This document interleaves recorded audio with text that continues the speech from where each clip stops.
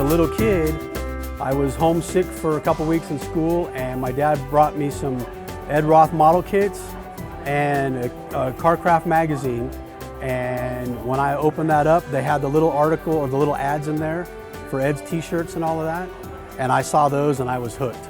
All the crazy monsters and all the crazy cars, all that. And I just wanted to draw those. So as a kid, I would come home after school, and instead of doing homework, I would build models and draw all the monster car kits, the monster pictures from those little tiny pictures in the back of the magazines. I kind of grew up with Rat Fink, but it was really cool because we came here and then I actually learned about Ed Roth and heard who he was and what he did for people and his family. And so my mom was the camp director, and so she thought it would be great to have the girls come here for a devotional. And so they're like, why are we here? What are we doing here? And I'm like, it's a surprise, you'll see. But I think once they heard the story, it kind of made more sense. I just get out of it that Ed Roth was being himself, and it really impacts me because then I know that I can be myself and still serve others and still be faithful and do my best. We miss Ed. He had great artwork. It was amazing. I personally love the pinstriping, so when he made art with pinstriping, it was amazing. I appreciated it greatly. I met Ed in 1957, and I was introduced to him by some of my dad's boat racing friends that were customers of his in the Baron. And they drugged me to his shop. Ed being Ed, I left with 2 brushes and a can of paint and about 3 hours worth of actually slinging it and having somebody telling me no, yes, no, yes. No matter where I went, I always returned to Coronado.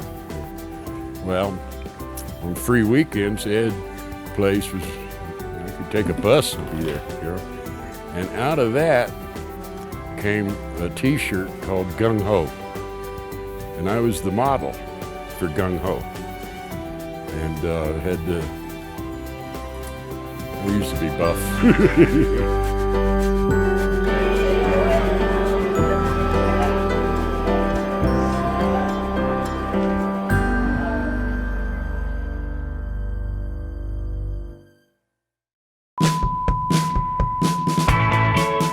So what are we doing right now? Right now we're getting ready to take a tour of the Roth family home here in Manti, Utah. We start in the basement and we work our way up to the tribute room, then to the sunroom in the back.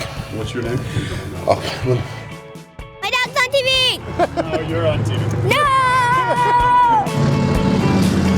Do you like the loud ones? Do you not like the loud ones? I sort of like the loud ones.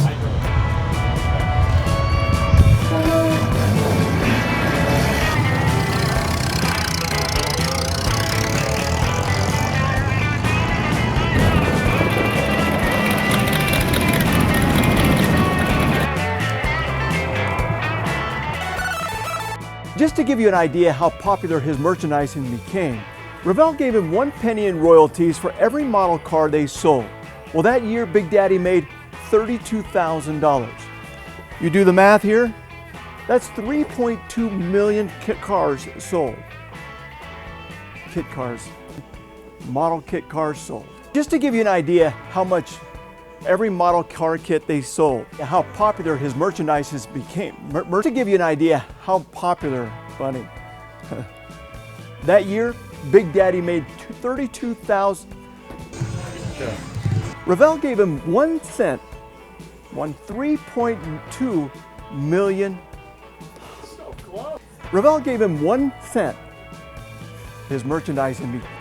Revell gave him 1 penny for every, that is 3.2 million model kits sold.